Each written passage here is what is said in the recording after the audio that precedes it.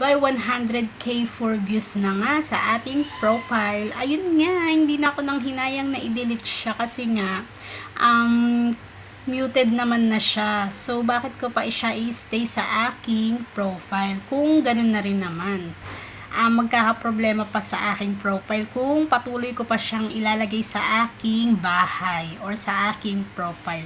So, ganun talaga, binura ko na lang siya kaysa naman magkaroon pa ako ng problema sa mga susunod na buwan. At yun pa ang maging dahilan ng ating pagka-demonetize na naman. So, ganun talaga, lesson dyan, wag na tayong maglagay ng mga trending music.